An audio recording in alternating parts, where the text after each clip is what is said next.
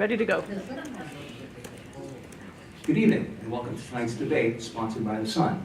My name is Tom Zupa. I'm managing editor of The Sun, and I'll be the moderator for this evening's debates. We'll have two debates this evening. First for town moderator, followed by a debate for Board of Selectmen. The format is simple. I have a series of questions posed to the two candidates, and they'll have an open time to respond. I feel this is a little more suitable to get into depth on some of the issues facing the community, and particularly the offices that they're running for. I'll try to keep the speakers in line, no filibustering. And of course, according to general debate rules, if one of them makes a comment about the other candidate will have a chance to respond. So we have a lot of questions this evening, questions both determined by editors of The Sun. Also, we solicit questions on social media, and many of you came through with questions. As a matter of fact, I was telling the candidates earlier, we had more questions for the moderator debate than the selectmen's debate. So we're hoping for a lively debate this evening. One announcement before we begin, I'm told the men's and ladies' rooms are down the hall in the back. We'll open with the debate for moderator. This is an open 3-year seat. We have two candidates. Michael Moore is a 14-year resident of Billerica, who's been active in town for the last 7 years as a town meeting representative, and is a member and officer of the Finance Committee. Mike is active in the community as a youth sports coach, president of Billerica Partners for Education, and along with his wife Denise, co-chair of the Billerica Spelling Bee. The other candidate is John McKenna. Mr. McKenna is a member of the Historic District Commission and Rules Committee. Former assistant city solicitor in the city of Lowell, he now practices law in Billerica. John and his wife Christina are the proud parents of 3 children who attend Shawshene Valley Technical High School. Gentlemen, thank you for joining us this evening. Thanks. By flip of a coin, the first question goes to Mr. McKenna. Mr. McKenna, has town meeting outlived its usefulness? No, certainly not. The most important issues that you face as a citizen are local issues. Town meeting allows local citizens to make decisions on their local government. Town meeting is essential to do the business of town government, and it certainly hasn't outlived its usefulness. It's unique in the American society. We can get up and discuss your issues and have a vote and a say in what happens in your local government. Okay, Mr. Moore, your response. Thank you. I think that anytime that you see a movement where people are trying to get fewer people to make decisions on issues than more people, that's a problem. We saw it happen at the last town meeting. Selectman Similaris introduced an item on the warrant attempting to have it considered to do away with town meeting. In fact, I believe that my opponent voted in favor of consideration of that article. And so for me, I'm opposed to it. I think that someone saying that fewer people should make decisions, and then specifically, you wonder where these roads lead. Who do they think those people are that should be making the decisions as a city council, or however we would incorporate as a city or something like that? To me, it's wrong. I think instead what we need to do is work harder on the outreach, get more people involved. Town meeting has different population groups that are underrepresented. If you look at who's voting these days, I believe in the 2014 election, the average age of the voter was 63 years old. It's not to say anything against people of that age, but people of my age group, people who are the parents of school-age children, are very, very much underrepresented. People have to start somewhere. They have to get involved. Sometimes it takes a helping hand to introduce them. I was, 7 years ago, as Tom mentioned in my introduction, I was looking at an issue at the Vining School that was upsetting to me. I talked to the superintendent at the time, Tony Serio. He invited me to join town meeting as one of the ways to help deal with the problem. And I took that invitation and began participating. So I think we need to get more people involved in this process, not fewer, and just make sure that the time that we spend together at town meeting is much richer and much more engaging. We're making the best use of people's time, and I think more people would be encouraged to participate. Mr. McKenna, you mentioned, would you like to respond? With regards to the warrant article that was presented, the Rules Committee did approve it as the form to be presented to the town meeting. But I'm all in favor of town meeting. We have a charter review that's coming up.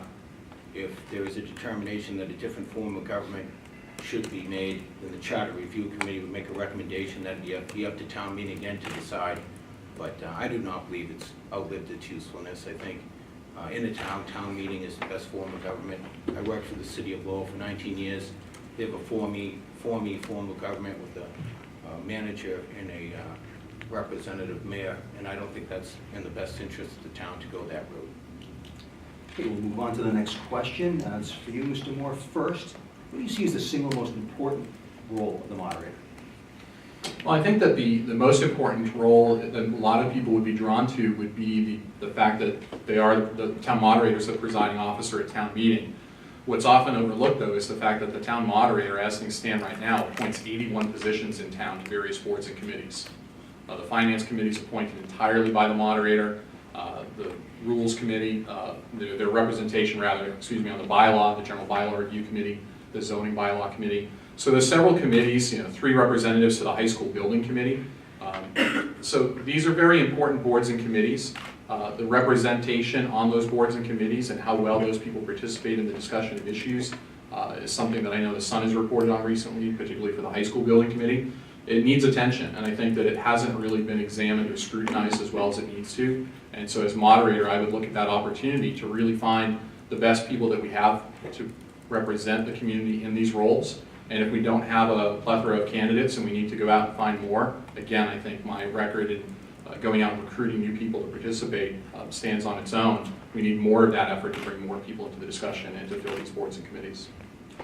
Thank you, Mr. McKenna. The most important role of moderator is to be independent and unbiased as you stand before the body that's discussing the issues. So you need to have a fair and open meeting, and you need to be able to have people engaged in the discussion.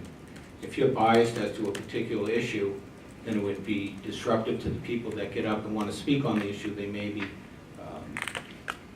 not want to speak on the issue where they feel that they're not getting a fair shake. So the most important role for the moderator is to conduct the meeting in a fair and open way. The appointment of committee members is essential and a major point that is under the control of the moderator. And it's very important that those appointments are made with the whole community in mind and not a particular interest group. So when you make appointments, the committee should be diverse and able to have different viewpoints that are discussed. So when the recommendation is made to the committee as a whole, it's a recommendation that they can stand behind and know it's in the best interest of the town. Thank you. Next question is Mr. McKenna. To follow up on this topic, how are you going to select the people that you choose for boards and committees? What are the qualities you're going to look for? I'd look for experience in the workplace, how active they are in the community. I'd be looking for a diverse group, so you have people that have certain viewpoints that isn't always the same with other people on the committee, so you have an active debate about the issue. So I'd like to see, if you had a group of 3, I'd like to see somebody more conservative, somebody a little liberal, and somebody in between. I think you should have a diverse group on the committees, and I think you should have people that have experience in the workplace that they can bring to the committee to add points that can bring facts to light in other areas. And I'd like to see people that are open to other people's ideas. So if they get on the committee and they have this certain viewpoint, they're not just closed-minded as to what somebody else is saying.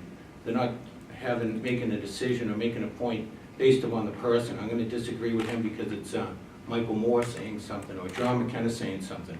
But listen to the facts and have open mind and use their experience and skills to act in the best interest of the community. Okay, Mr. Moore. So I'm optimistic about Attorney McKenna if he were to be elected, that he would conduct himself that way. But the coalition of people that asked him to run and that are supporting him and sponsoring him in this election are known for the behavior completely the opposite of what he's described.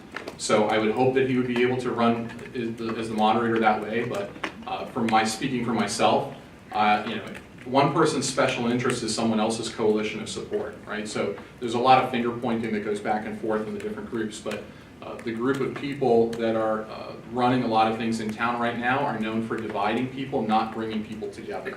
And I think that it's time for that to end. They are the people that represent the past of this town. They are trying to control the present, and they have no care at all about the future. I care a lot about the future. I plan to live in this town for the rest of my life. I have 3 children. We're raising our family here. We're going to be around for a long time, and I think that we need to work together to identify those people who can come in. Certainly, as Mr. McKenna said, they will work together on the issues, but we have some people, if you look at the last 3 years and what's happened to a lot of the boards and the committees, we've got people who come in and we have the electronic voting devices now at town meeting. We have a whole group of people who really just need the buttons that say no, because they tend to vote no on everything. There's not an issue that they like, there's not a project that they're in favor of, they find problems with everything. That type of attitude isn't helpful to anyone. So I don't care if you're on the left or the right, I'd like to see people come forward who want to participate, who are willing to discuss the issues and come to an understanding about things, have a why not attitude versus a why about everything that we do. And I think that's where we'll find some more successful participation in town. Back there, Mr. McKenna, you referred to it. I'd like to give you another chance to respond. Yeah, I believe that I'm the best candidate because I'm unbiased and open and independent to everybody's voice. I believe my support comes throughout the town, not from any particular group. I have a large family and a large network of friends and business associates, and I think they believe in me to do the right thing. I believe that I'm the best candidate because I am open and independent and will make appointments that is diverse and representative of the town as a whole. Okay, I'm going to ask a very quick yes or no question to both of you as a follow-up. This is a reader-submitted question. Can you assure voters you'll appoint the most qualified people, and not only those who agree with you? Wait, what was the question again? Can you assure voters you'll appoint the most qualified people, and not only those who agree with you? Yes or no? Yes. Mr. McKenna? Sure. Yes. Easiest question of the night. You passed.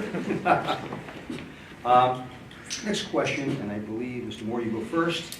You mentioned earlier about town meeting and representation.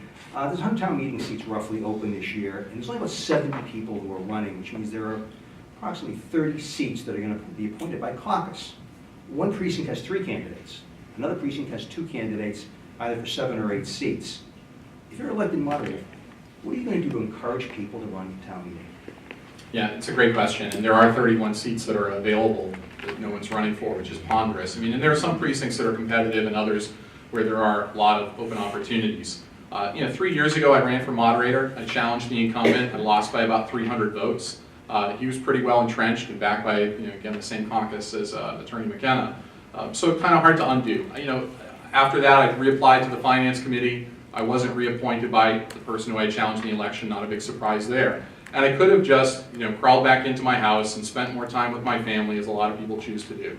Instead, I stayed at town meeting, and I also started going out and speaking to PTOs. Not on any authority or position, just on my own accord, and went around to different PTO groups and prepared this kind of why we need you at town meeting presentation and handout that I distributed. And I talked to them about town meeting. I told them my story of how I became involved and offered them the opportunity to become involved as well. And it worked. I think we've seen a lot of new people over the last 3 years come in.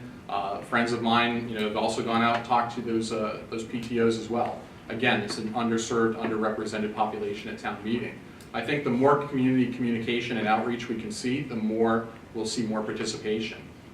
Additionally, if you look at what the DPW does in town, what the police department and fire department do using social media, especially the Nextdoor application, there's a whole population of people out there using those tools and communicating with the town and the town government that we don't see, right? There are a lot of familiar faces in the room here tonight. There are some new faces too, and it's always good to see new faces and new people who want to participate and get involved. But I believe it does require somebody going out and inviting them and explaining to them what the commitment is, what the opportunity is to get people involved. And I think we just need to see more and more of that happening. And so I would continue that as I've done as a private citizen, as a voter, as the moderator. I think you have even more of an opportunity to do that, share that point of view. Mr. McKenna? Having members at town meeting is not a new problem. 30 open seats, it's typical every year that there's always people caucusing. I believe if people know that they're going to be treated fairly and openly and everybody's given a shot to speak, and when they do speak, they're going to be treated fairly, they won't be intimidated to get up or to join town meeting. I think if you get active in certain areas, and if you know that there's a precinct that needs more members, there are precinct individuals that could be, chairman of that certain precinct to recruit people to come in from their neighborhoods. People may not know that there's openings. People may be a little bit intimidated by the town meeting process and have to speak in public. All of those things could be put to rest by people going over and recruiting within your neighborhood. I think everything is local, and if you know that there's certain areas that have several openings, then you get a few people from that particular precinct and go around and recruit some people that may not know that there's an opening and that they can be caucused in, that you don't have to go around and get the signatures to start, but you can just go right up to the first meeting and have the committee vote you in. But I think it's a matter of letting people know that there are openings and then recruiting some people to get in those particular areas and getting some people that want to be active that aren't really certain that there's an opportunity to do so.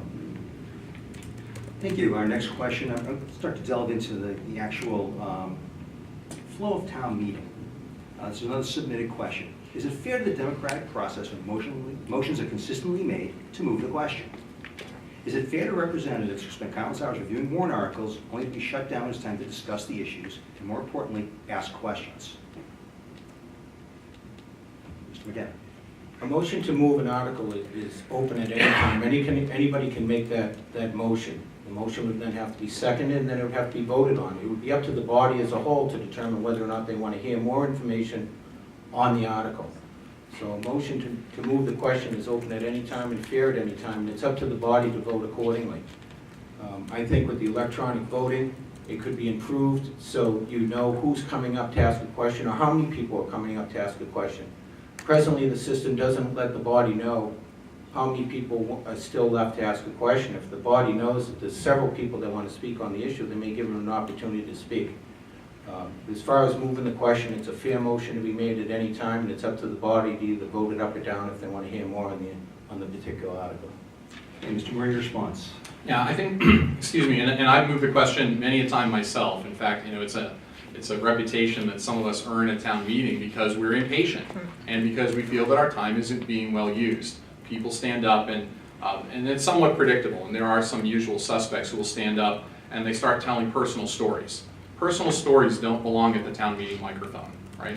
Everybody has their experience, but you're there to represent your precinct, and certainly your own personal stories and anecdotes, you know, factor into your thinking on things. But I think that there is some opportunity for some innovation in town meeting. We've done things the same way all the years that I've been there. There are towns like Chelmsford who have a segment of the debate come up where people can ask questions to clarify, and then they move into a section for opinions where people can come up and state opinions. We could easily restructure our town meeting to do much the same method if we thought that was going to be more efficient. But I think we've got to set expectations with people about when they come to the microphone, how we use the time. As the attorney says, you know, certainly it's a legal motion for people to make, but I know it's frustrating to people. I think if they felt like their time was respected, good presentations are delivered by the proponents on an article, good questions are had at the microphone, opinions are clearly and succinctly stated, and then people exit the microphone, you know, time would be much more efficiently used and you see less of this moving question. Okay, thank you. We'll move on to the next question. This one is for Mr. Moore. What's your opinion of electronic voting? The present electronic voting system, I think, needs to be returned, and I think that many of us would agree. You know, it's something that if you look at the buttons, you know, it's about as complex as, actually it's probably half as complex as your TV remote control at home right now. So not a sophisticated system, doesn't need to be too sophisticated, but we've had enough technical problems over the years that, you know, I have a lot of respect for the Electronic Voting Committee and all that they've been through and all that they've done to try to support the implementation of it, but it's not a good device. I think that we need to revisit that system, look at new devices to be procured for the town. And then also, to Attorney McKenna's point a few minutes ago, the transparency around who's in the voting queue. You know, right now, I guess it's displayed on a small device that only the moderator has access to.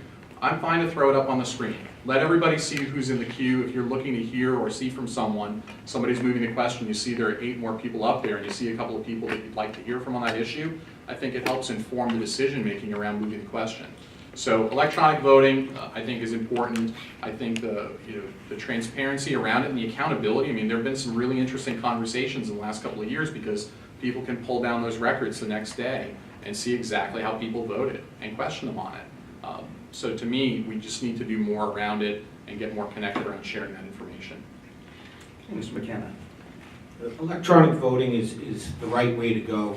The particular system was purchased with a budget in mind, and having talked with committee members, the particular system we use now is more programmed for a classroom setting, not for a town meeting setting. But we're using it and making a move in the right direction to have transparency of your vote, so when your vote goes up, you know who's voting which way. And I think that's a step in the right direction. We do need more disclosure, and I think it's most helpful, as I said in my last answer, to know who's going to come up, how many people are coming up, and who's going to come up to make their points on the next question.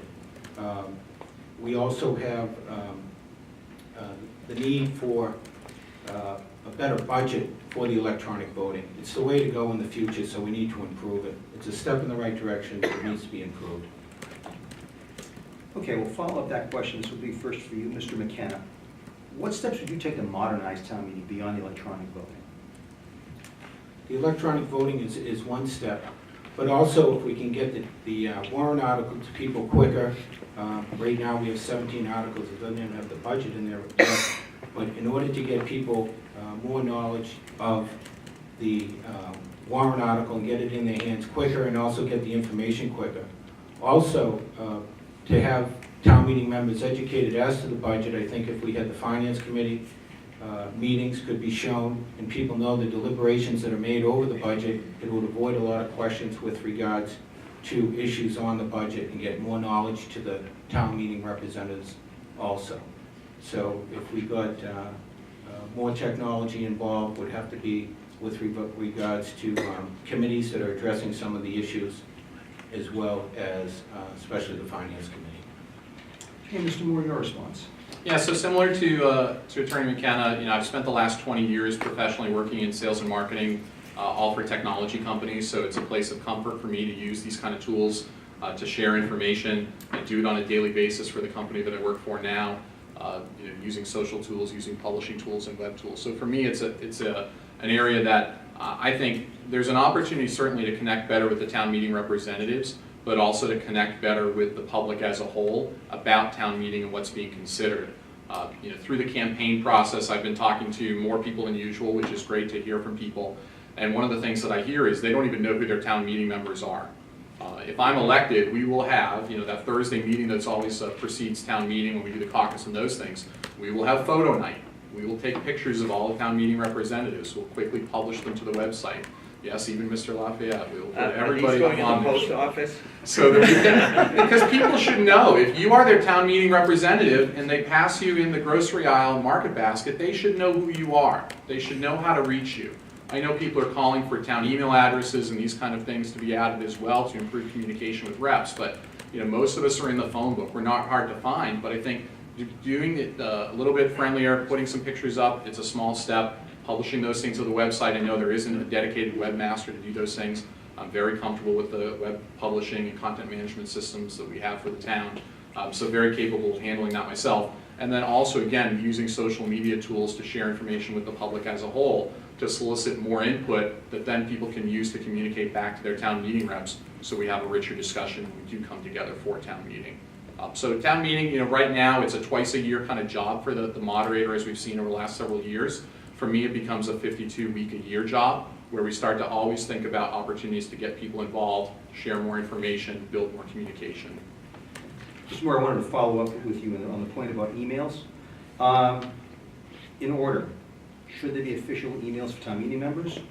Should their addresses and phone numbers be on the town website? So as far as official email addresses, I think that would be my preference for simplicity's sake, because I think that right now the inconsistency where you might have, even the selectmen as an example, right, and the school committee members as well. Different people have, on the board of selectmen, different email addresses, the frequency with which they check those email addresses, I don't know. I know some people that I communicate with are very responsive, but some people, quite frankly, are using their work email addresses for town business.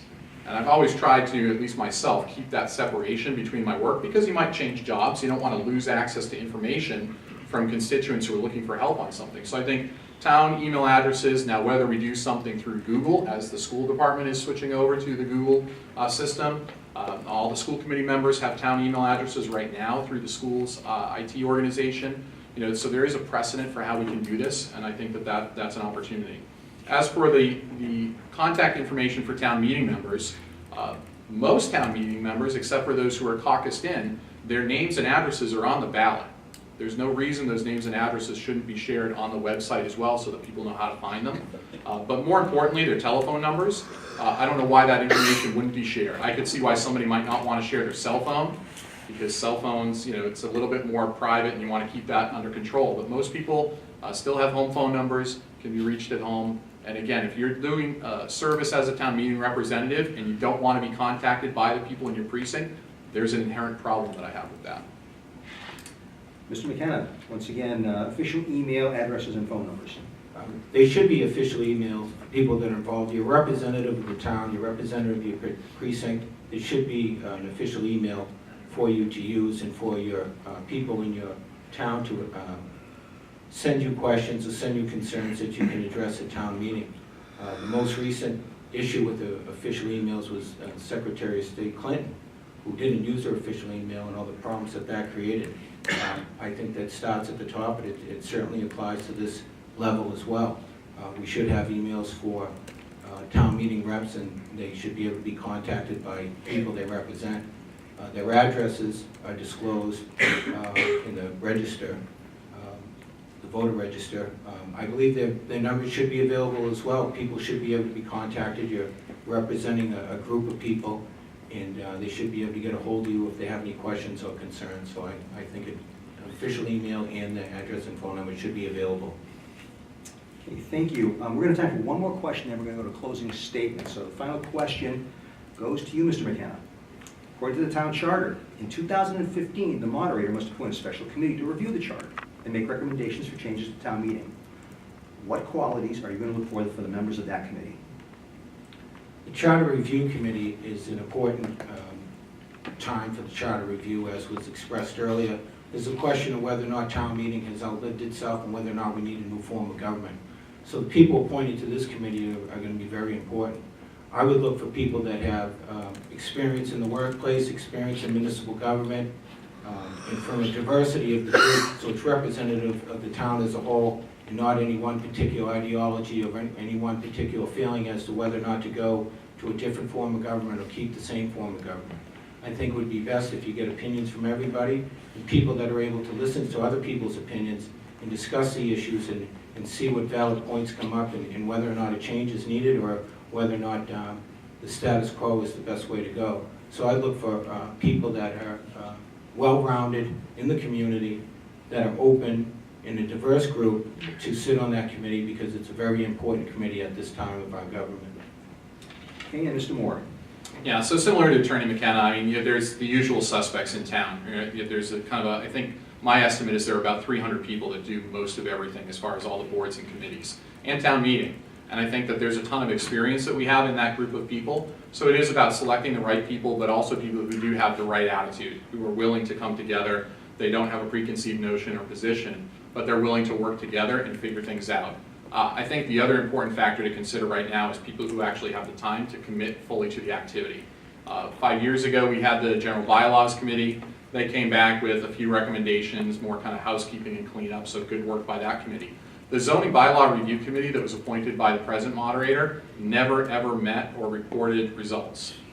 So it's disappointing when we do form these committees on a regular basis because they're called for by the charter or called for by bylaws, but they never actually report back. So it's that accountability, keeping an eye on things, making sure that people actually have the time and understand the time commitment before they take it on. Sounds really interesting, right? When you say you can be part of the Charter Review Committee and it's a good thing to add to your town resume, but will you fulfill the duties? Will you take it on seriously? Do you have too many commitments already, or can you deliver on this opportunity?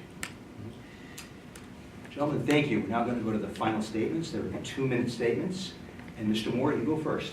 Well, first off, I want to thank you, Tom, and the Lowell Sun for hosting this debate this evening. This was a good opportunity, again, to come in front of some voters here in the room, but also to the people who are watching online, and appreciate the opportunity to engage in this dialogue along with my opponent here, Attorney McKenna. So I thank him for his participation as well.